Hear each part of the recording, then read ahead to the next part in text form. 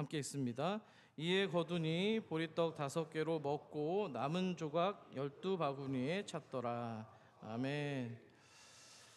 7월의 첫 번째 주일입니다. 어느새 우리는 2025년도의 절반을 지나는 지점에 와 있습니다. 그래서 오늘은 좀 잠시 걸음을 멈추고 지나온 시간을 돌아보시는 그런 반추의 시간이 되시기를 소망합니다. 삶을 살아가다 보면은요, 누구나 한 번쯤은 그런 질문을 합니다. 스스로에게 묻는 거죠. 나는 지금 어디쯤 와 있는 걸까? 내 인생에 지금까지 남아있는 것은 무엇일까? 기대와 현실 사이에서 나는 어떤 마음으로 이 시간을 지금 살아가고 있는가? 이런 질문을 할 수 있습니다. 그런데 끝없이 달리는 인생에도 때로는 쉼표가 필요합니다. 그 쉼표의 순간에 그동안 무심히 흘려보냈던 그 시간들, 곁에 있는 사람들, 익숙해서 미처 헤아리지 못했던 은혜들이 떠오르기 시작합니다. 그런 측면에서 오늘 이 시간은 7월 첫 번째 주일은 1년 인생의 쉼표와도 같은 날입니다. 그 쉼표에서 우리는 때로 잊고 지냈던 단어 하나를 꺼내어 봅니다. 그 단어는 바로 감사입니다. 뭐라고요? 감사입니다. 사실 잊고 지내는 단어라고는 말씀드렸습니다만 우리는 사실 매일 감사라는 말을 쉽게 주고받곤 합니다. 문자 메시지를 통해서도 할 수 있고요. 혹은 여러분의 일상 가운데에서 대화 속에서 그저 의례적으로 건네는 경우가 참 많습니다. 한마디로 영혼 없는 어떤 감사인 거죠. 그래서 얼마나 우리가 그 진정성과 마음을 담아내고 있는지를 좀 스스로 돌아보셨으면 좋겠습니다. 감사에 대한 한자어를 좀 약간 살펴보면 좋을 것 같습니다. 이 감사의 한자어는 먼저 느낄감, 살해할 사의 단어가 조합이 되어 있는데요. 첫 번째 단어인 이 느낄감은 마음, 심과 함께할 함이 결합되어 있는 단어입니다. 그러니까 마음으로 함께 느낀다라는 의미겠죠. 그래서 감사의 의미는 감은 단순히 머리로 계산하고 이해하는 것이 아니라 마음 깊은 곳에서부터 삶의 무게와 현실을 함께 느끼는 것을 의미합니다. 감사는 그래서 어떤 좋은 일이 일어났을 때 그저 기쁘고 좋다라는 어떤 감정뿐만 아니라 그 일이 과연 내 삶 가운데 어떤 의미가 있는지 마음 깊이 느끼고 받아들이는 것을 의미합니다. 뭔가 그동안은 당연하게 여겼는데 누군가 나한테 베풀었던 작은 친절이나 심지어 아프고 고통스러웠던 일들까지도 마음으로 느끼고 그 속에서 뭔가 의미를 발견하는 것, 그것이 바로 한자 느낄감의 첫 걸음입니다. 그렇다면 두 번째 살해할 사자는 어떤가요? 이 글자는요, 말씀 언과 또 화살을 쏘다 할 때 사자가 합쳐진 단어입니다. 그러니까 말씀이 화살처럼 나아간다는 거예요. 그러니까 내 마음의 느낌을 말과 행동으로 밖으로 빨리 내보낸다는 의미를 가지고 있습니다. 그래서 이 사자는 느낀 것을 말과 행동으로 표현하고 상대방에게 돌아가서 인사를 드리고 마음을 밖으로 드러내서 응답하는 것을 의미합니다. 내 마음속에만 머무르는 감정이 아니라 상대방에게, 하나님께, 이웃에게, 또 교우에게 드러내고 나누는 것, 그것이 바로 감사의 의미입니다. 하나님께 예배를 드리고 이웃에게 손을 내밀고 내가 받은 은혜를 세상의 향기처럼 또 열매처럼 나누는 것, 그것이 한자 이 감사의 의미가 담겨 있는 겁니다. 구약의 5대 제사 가운데 화목제라고 있습니다. 한번 제가 말씀드린 적이 있죠. 감사의 제사인데요. 사실 이 구약의 감사 제사는 우리에게 아주 중요한 신앙의 그림을 보여줍니다. 이스라엘 백성들이 과거 하나님께 감사의 제사를 드릴 때 단지 혼자 조용히 예배 드리는 것이 아니라 감사 제물의 일부를 이웃과 가족 또 제사장과 함께 나누면서 감사의 식탁을 차렸다는 겁니다. 그러니까 내 마음의 고백만으로 끝나는 정도가 아니라 이웃과 함께 베푸고 나누는 자리로 이어졌다는 거죠. 오늘 청소년부에서 수련회 기금 마련을 위해서 마련한 이 작은 식탁도 좀 그런 나눔과 기쁨과 은혜를 누리는 공동체의 잔치가 되기를 축복합니다. 우리 옆 사람에게 한번 인사 이렇게 해볼까요? 당신의 인생이 잔치가 되기를 소망합니다. 인사하겠습니다. 시작. 매번 인사를 만드는 것도 좀 쉽지 않습니다. 저를 좀 고려하셔서 따라해 주시면 좋을 것 같아요. 자, 러시아의 대표적인 작가 가운데 도스토옙스키라는 분이 있죠. 이분이 이런 말을 했습니다. 사람은 오직 고통만 기억하고 기쁨은 잘 헤아리지 않는다 라면서 안타까워했는데요. 그만큼 우리는 뭔가 결핍에 대해서는 눈에 잘 확인하지만 주님이 우리에게 주셨던 그 은은한 기쁨을 놓치고 살 때가 많다는 겁니다. 오늘 우리는 맥주 감사주의를 맞이해서 다시 한번 감사의 이 단어의 본질을 생각해 보고자 합니다. 여러분 묻습니다. 감사가 언제 우리 마음에 보통 찾아올까요? 넉넉할 때인가요? 아니면 부족함을 느낄 때입니까? 많은 사람들은 뭔가를 더 많이 갖게 될 때, 소유할 때, 내 삶이 뭔가 원하는 대로 진행이 될 때, 그럴 때 자연스럽게 감사가 저절로 나온다고 이야기를 합니다. 하지만 실제로 우리 마음 깊은 곳에서 우러나오는 감사는 오히려 인생의 결핍의 골짜기를 지나갈 때, 아무도 뭔가 손에 쥔 것이 없다라고 느껴질 때, 거기서 하나님이 나에게 이미 주신 것들로 나의 시선이 옮겨질 때, 거기서 바로 진짜 감사가 시작되는 줄 믿습니다. 이런 맥락에서 오늘 맥주감사주일이 갖는 신앙적인 의미도 새롭게 다가옵니다. 그래서 저는 오늘 제가 방금 결핍이라는 단어를 말씀드렸는데요, 그 결핍이라는 단어를 한번 곱씹어 볼 필요가 있다고 생각합니다. 결핍은 단순히 물질적인 부족함을 의미하지 않습니다. 오늘 이 시대를 살아가는 우리들의 삶에는 경제적인 여유가 있다 하더라도 마음이 허기진 분들이 많습니다.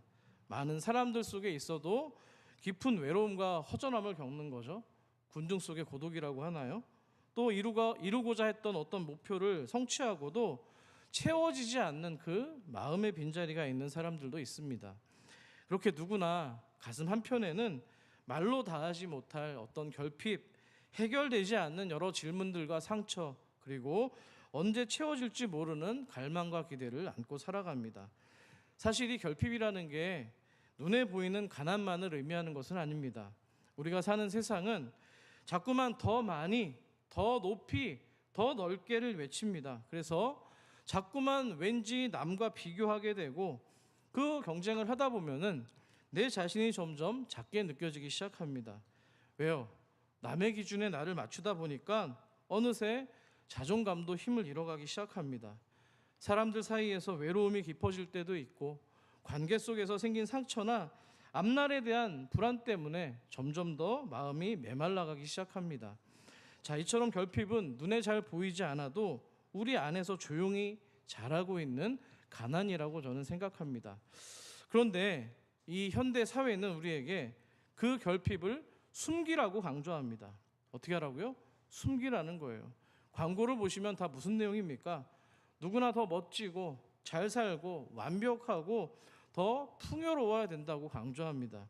요즘 우리가 SNS를 통해서 누구나 쉽게 타인의 삶을 좀 엿보기가 쉬워졌는데요, 거기서 강조하는 게 뭐예요? 누구나 부족할 것이 없는 인생을 꿈꾸도록 만듭니다. 있는 그대로의 나, 연약한 내 모습, 뭔가 아직 덜 채워진 나의 삶을 왠지 위축되고 부끄러워지기까지 생각하게 만듭니다. 하지만 성경은, 하나님은 오히려 그 결핍의 땅에 감사의 씨앗을 심으라고 초대하십니다. 아멘이십니까? 내가 생각해도 참 멋있는 말 같아요. 결핍의 땅에 감사의 씨앗을 심으라는 겁니다. 가끔은 내 손에 아무것도 쥔 것이 없는 것처럼 느껴질 때가 있습니다. 가능성도, 자원도, 인간적인 위로도 뭔가 다 사라져버린 것 같은 그때 바로 하나님 앞에 서시길 바랍니다. 그래서 하나님 앞에 감사의 씨앗을 떨어뜨리면 그 씨앗이 하나님의 은혜의 열매로 자라는 기적의 밭이 펼쳐지게 될 줄 믿습니다. 구약에서 맥주 감사절은 아까 장로님도 말씀해 주셨지만 이스라엘 백성들의 첫 열매 보리를 수확할 때 지키던 절기였습니다. 6월절 이후에 7번의 일주일이 지났다고 해서 77절이라는 이름도 있고요, 또 6월절이 50일이 지났다고 해서 오순절이라고도 부릅니다. 자, 신명기 16장 9절과 10절에 그 내용이 명령이 나와 있습니다. 함께 읽어보겠습니다. 시작.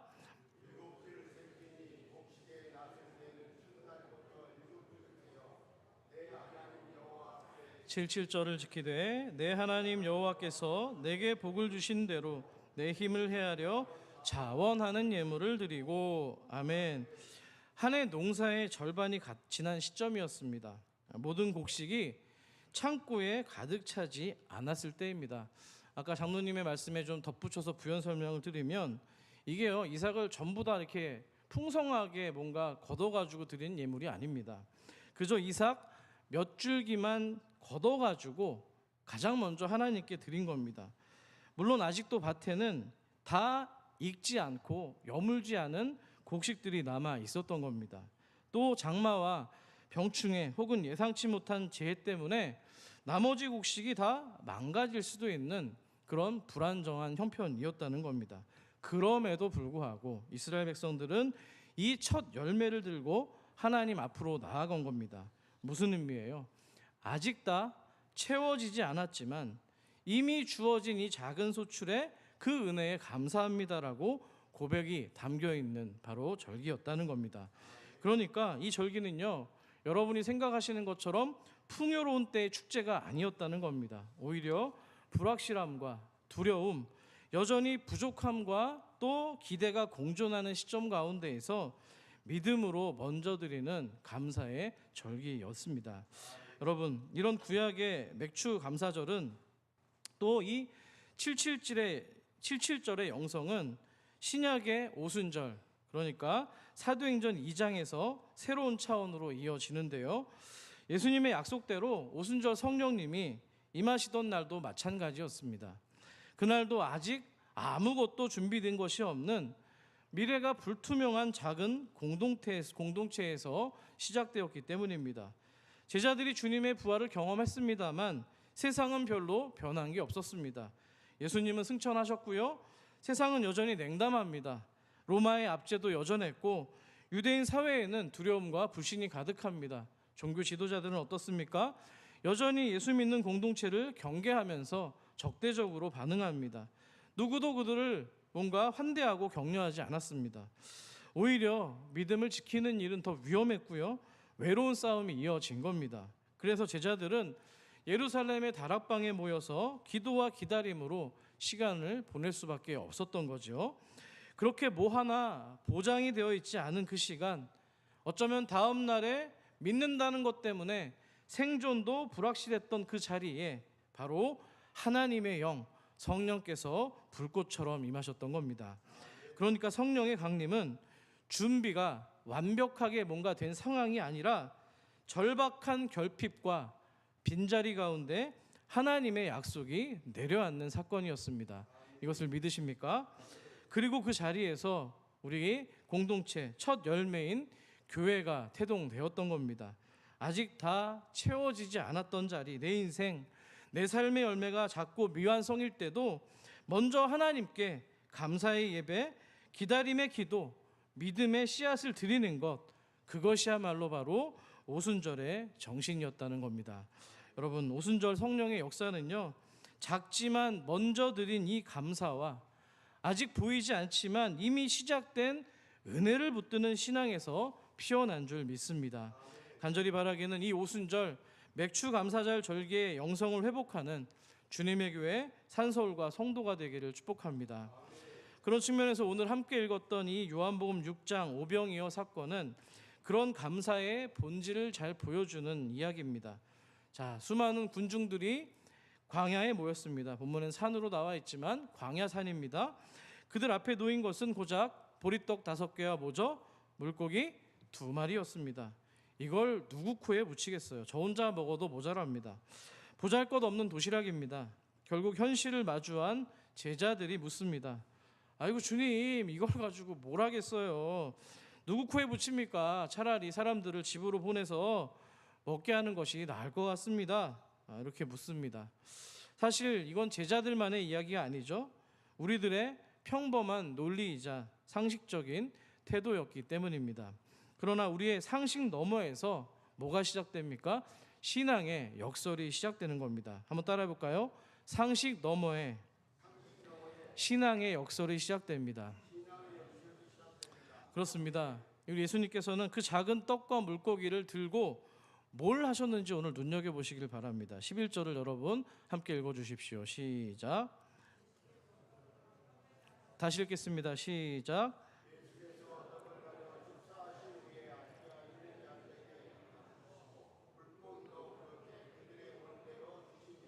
아멘.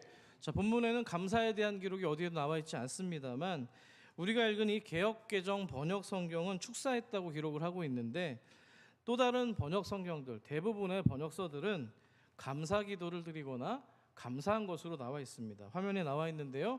제가 즐겨 찾는 그 성경이 바른 성경입니다. 오랫동안 연구가 된 성경인데요. 여러분들도 가급적이시면은 여러 버전의 성경을 같이 읽으셔서 본문이 주는 풍성한 의미를 이해하시기를 소망합니다. 자, 바른 성경에서 11절에 빵을 가지고 뭐 했다고 돼 있어요? 감사 기도를 드렸다고 돼 있고요. 많이 찾는 새 번역에서는 감사를 드렸다고 기록합니다. 자, 이 헬라어로 이 축사했다라는 말을 유카리스테오라고 합니다. 한번 따라해 볼까요? 유카리스테오. 자, 딱 한 번만 사용할 거예요. 자, 이거를 좀 번역을 이 단어를 좀 쪼개 보면은요. 좋다를 의미하는 유, 그리고 카리스, 은혜와 감사, 기쁨을 말하는 단어죠. 우리 교회 최성종 장로님의 부인인 문정래 권사님이 그 옷가게를 하시는데 이름이 카리스입니다. 자, 간절히 바라기는 우리 교회에 있는 모든 성도님들의 사업장과 또 우리 개원하시는 또 병원이나 또 가정과 또 학교와 일터 가운데도 하나님의 이 카리스가 동일하게 임하기를 축복합니다.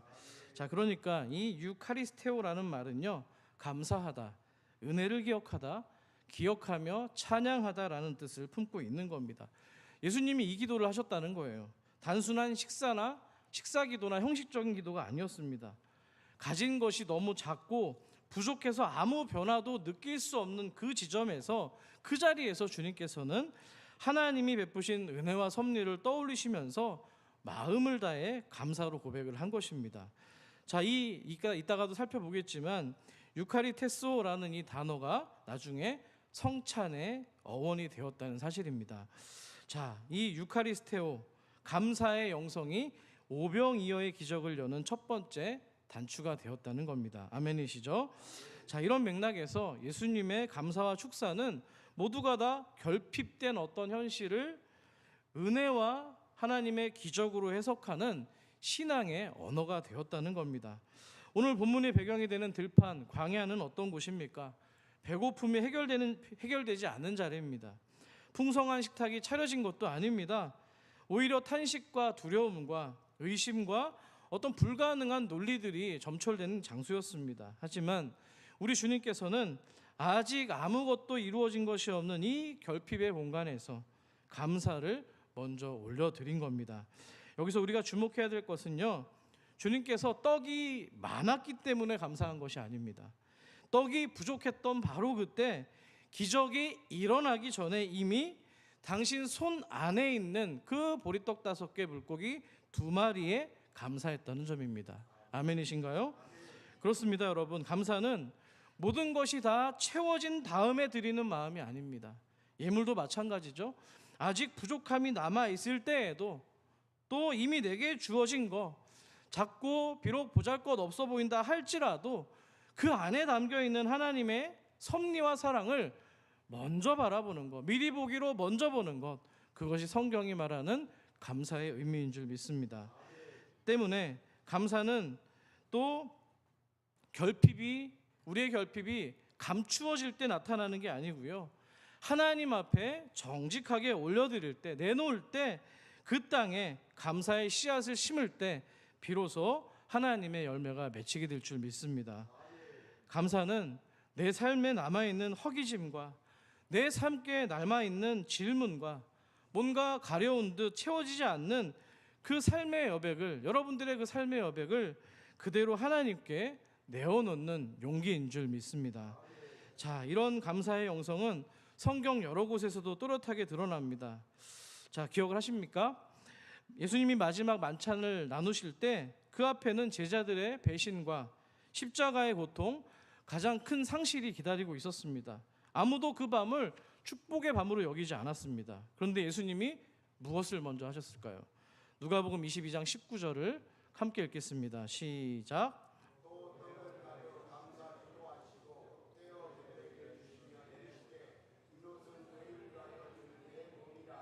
아멘. 자, 뭘 했다고 돼 있어요? 떡을 가지고 감사 기도를 드리신 겁니다. 곧 닥칠 험난한 십자가의 고난과 문제가 해결되지 않은 그 현실의 한복판에서 우리 주님께서는 하나님, 이미 주신 은혜를 기억하면서 나는 지금도 감사합니다라고 고백을 하신 겁니다.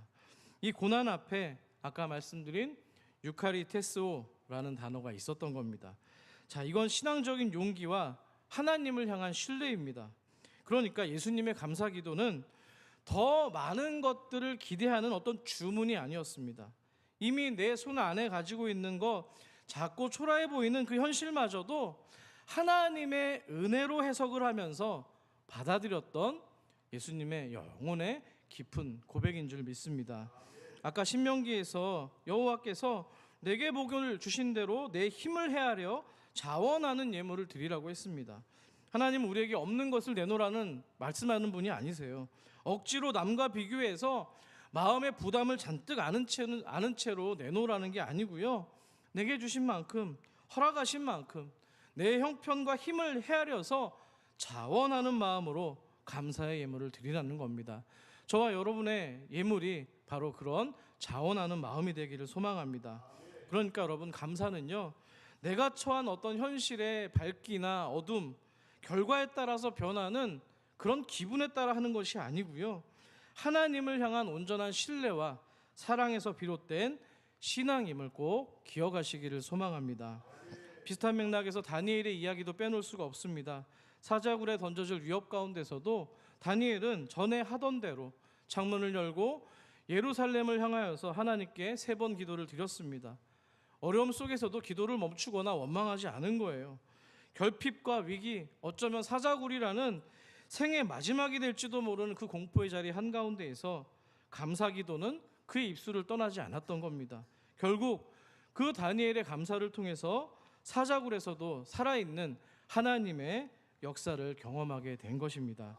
여러분, 우리의 감사가 삶의 무게와 두려움, 결핍과 어떤 상실의 자리에서도 멈추지 않을 때 하나님께서 저와 여러분의 인생 가운데 예상치 못한 구원의 축복과 은혜의 문을 열어가실 줄 믿습니다. 또 한 장면을 떠올려 봅니다. 누가복음 17장에 보시면은 예수님께 고침받은 나병 환자가 등장합니다. 아직 나중에 띄워주세요. 이 나병 환자, 여러분 10명인데요. 그 가운데서 9명은 병이 나은 다음에 각자 일상으로 돌아갔습니다. 그런데 오직 한 사람만이 예수님께 찾아와서 뭘 한 거예요? 감사를 드린 거예요. 자, 그 감사를 드린 나병 환자 한 사람에게 주님은 이렇게 말씀하십니다. 누가복음 17장 18절 함께 읽어볼까요? 시작.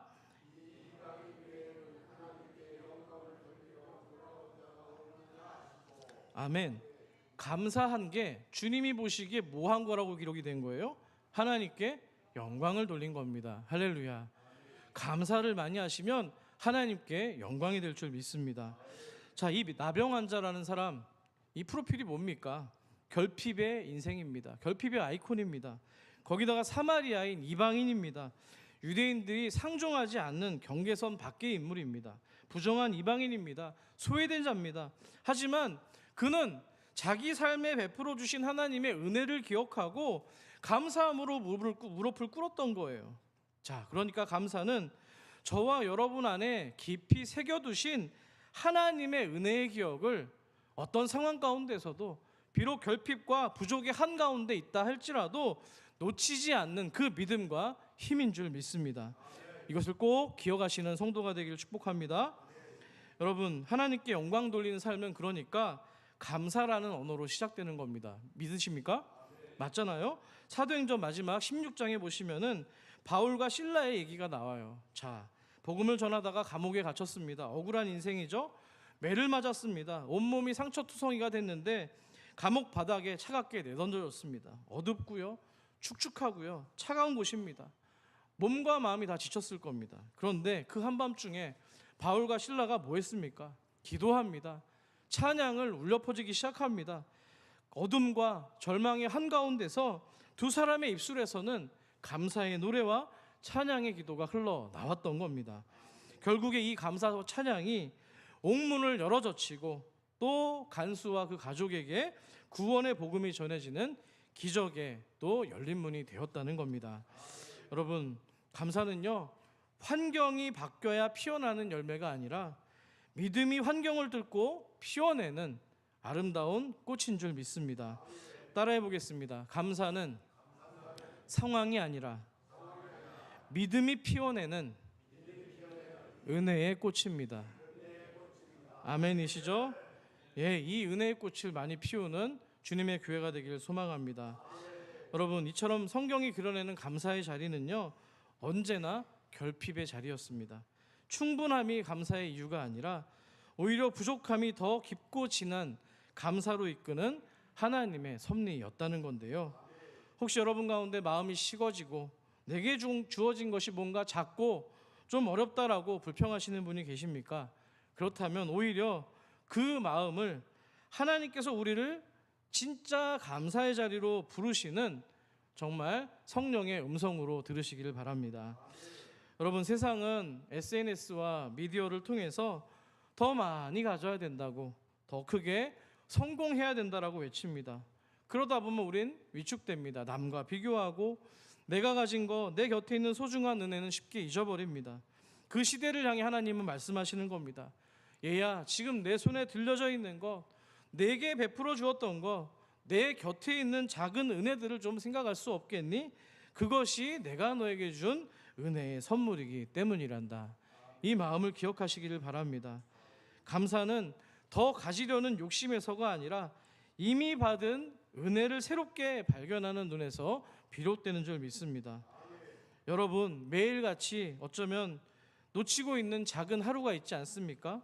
소박한 식사라든가 가족과 함께하는 평범한 일상이라든가 아이가 내게 보내주는 어떤 아름다운 미소, 그 작은 미소조차도 누군가에게는 기적 같은 선물인 줄 믿습니다. 맥주 감사줄의 본래의 의미도 여기서 되살아나는 겁니다. 풍요로운 수확의 이삭이 아니라 불확실한 시작, 아직 다 채워지지 않은 그 결핍의 한가운데서 하나님 이미 주신 은혜를 감사합니다라고 고백하는 것입니다. 믿음으로 드리는 오늘의 그 작은 감사, 오늘 우리가 드릴 수 있는 이 최고의 예배도 마찬가지입니다. 내가 가진 것의 크기가 아니라 부족함을 인정하면서도 먼저 하나님께 나아가는 그 겸손이 주님이 가장 기뻐하시는 감사의 예배가 될 줄 믿습니다. 말씀을 정리합니다. 혹시 여러분의 삶 가운데 해결되지 않은 문제나 부족함과 연약함, 남과 비교하면서 초라해 보이는 현실이 있으십니까? 그렇다면 오늘 그 자리에 무릎을 꿇고 감사의 작은 기도를 올리시기를 소망합니다. 하나님은 우리의 그 작은 감사, 조심스럽게 내미는 떡 한 조각, 아직 두렵고 떨리는 그 작은 찬양도 기쁘게 받으시고 기적의 문을 열어주실 줄 믿습니다. 정리합니다. 결국 감사는 하나님과의 관계, 그분을 신뢰하는 신앙의 깊이에서 피어나는 열매입니다.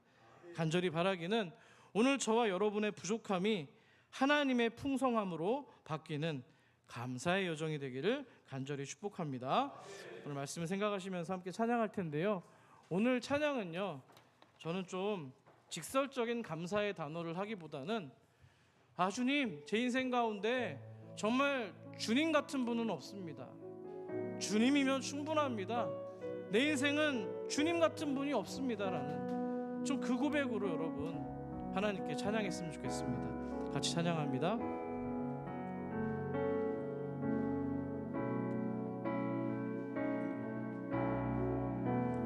내 주 같은 분 없네. 내 주 같은 분 없네. 그 어느 누구도 내 생명 다하도록 주 얼굴만 구하리. 아멘. 내 주 같은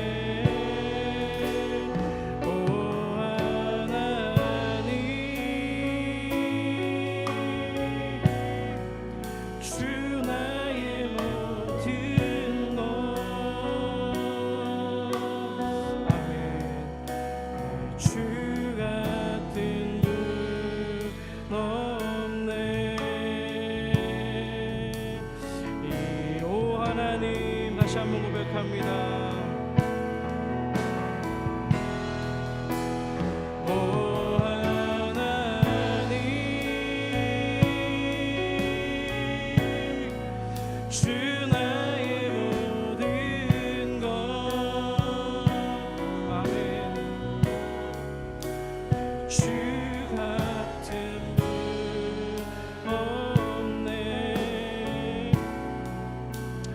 이 땅 위에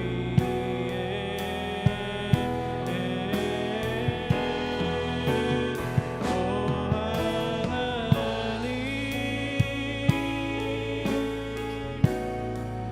주 나의 모든 것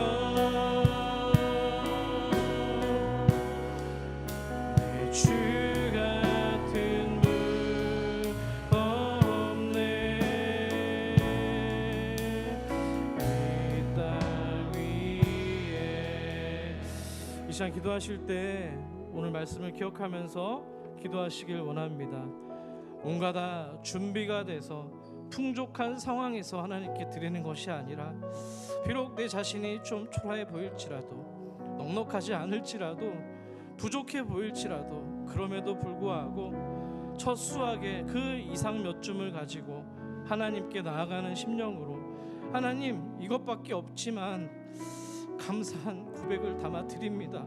받아주시고 또 이 반년의 삶을 주님이 인도해 주셨다라면 남아있는 이 6개월의 시간 가운데도 하나님 우리가 감사의 작은 씨앗을 주님께 드릴 때 하나님 은혜로 채워주시고 하나님 영광받아 주시옵소서. 이렇게 함께 기도하기를 소망합니다. 함께 기도합니다. 살아계신 아버지 하나님 은혜를 감사합니다. 아버지 하나님 반년 동안 지켜주신 하나님의 은혜를 감사합니다. 하나님 돌아보면 모든 것이 은혜인데 아버지 하나님 그냥 내가 잘돼서 하나님 지내는 것처럼 하나님 상황이 어쩌다 보니까 그렇게 된 것처럼 하나님 내 잣대로 해석하고 있는 우리의 하나님 무례함과 하나님 우리의 교만을 용서해 주시기를 원합니다. 아버지 하나님 주님의 은혜임을 고백합니다. 하나님 내게 있는 작은 것 하나님 어떤 열매가 세상이 바라볼 때는 하나님 별것 아닌지 모르지만 내게 있는 것을 마음을 담아 하나님께 반응하며 올려드립니다. 우리가 드리는 예물과 우리가 드리는 이 신앙의 고백과 우리가 드리는 찬양의 하나님 은혜 가운데서 하나님께서 은혜를 베풀어 주시고 아버지 하나님 지난 6개월의 삶도 하나님이 하셨습니다. 그러니 아버지 하나님 이후에 6개월의 삶뿐만 아니라 1년과 그들의 인생 모든 하나님 인생 전반에 걸쳐서 하나님의 은혜의 손길이 머물도록 도와주시고 더 많이 감사하는 인생 작은 것에 하나님께 드리는 인생을 통하여서 우리 주님께 영광이 되는 하나님의 사람들 될 수 있도록 주님 은혜를 베풀어 주시옵소서. 오늘 아버지 하나님 우리 심령 가운데 이 하나님에 대한 감사의 고백이 넘쳐나게 하여 주시고 아버지 하나님 그 감사의 고백 속에서 하나님 교회 공동체가 더 하나님 감사로 연합하게 하여 주시고 하나님 이루시는 것들을 경험할 수 있는 주님의 교회요 아버지 하나님 놀라운 이 유카리스토의 아버지 하나님 뜻을 발견할 수 있는 아버지 하나님 은혜를 베풀어 주시옵소서. 살아계신 아버지 하나님 은혜를 감사합니다. 늘 하나님 내가 뭔가를 많이 가지고 있어야만 뭔가 그것으로만 주님께 표현할 수 있다고 생각됐는데 맥주감사절의 절기는 그런 의미가 아니었습니다. 불확실 삶 속에서도 내게 주신 것을 하나님께 내어드리고 불안정한 상황 속에서도 하나님을 신뢰해가는 여정이었음을 고백합니다. 아버지 하나님 우리 인생은 날마다 하루 앞도 알다 한치 앞도 내다볼 수 없는 인생이지만 아버지 하나님께서 은혜를 주셔서 하나님 그 6개월도 극복하게 하시고 1년도 극복하게 하시고 우리에게 맡겨주신 그 인생의 시간표 속에서 하나님이 우리를 통해서 이루시는 모든 것들이 아름답게 열매 맺을 수 있도록 인도하여 주시옵소서. 오늘 우리가 그 작은 감사의 씨앗을 하나님께 드릴 수 있도록 인도하여 주시고 더욱더 하나님께 영광을 드릴 수 있는 우리가 될 수 있도록 인도하여 주시옵소서. 감사합니다. 우리 구주 예수 그리스도 이름으로 기도드립니다. 아멘. 하나님께 영광의 박수 올리도록 하겠습니다. 제가 오늘 설교 말씀을 준비하다가 간단한 좀 묵상을 좀 적어왔습니다.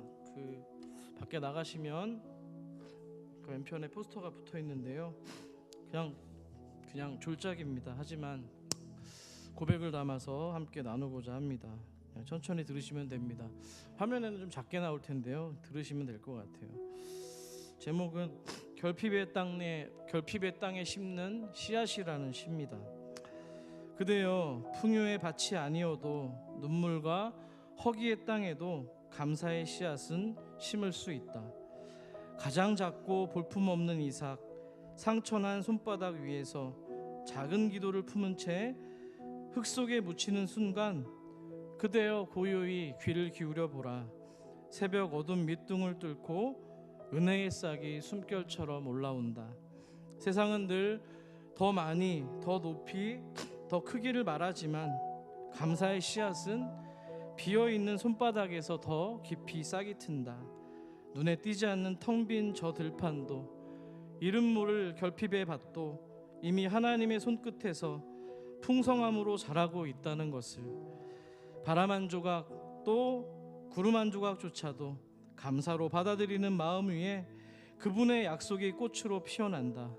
결국 감사는 다 채워지지 않은 그 빈자리, 오랜 시간 가슴에 남은 허기짐, 오히려 그 땅이 생명의 밭이 되는 것임을 안다.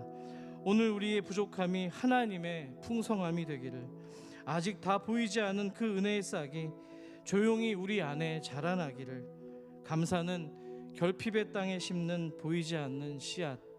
그대여 오늘도 그 씨를 떨어뜨릴 용기를 가지시라. 이상입니다. 여러분들, 누구나 할 수 있는 고백입니다. 오늘 주일 한 주간 돌아보시면서 하나님 여러분 삶에 분명히 고백을 받으시기 원하는 감사의 고백이 있을 겁니다. 찬양으로, 기도로, 메모로 뭐든 좋습니다. 그 실천이 있는 한 주간이 되기를 소망합니다.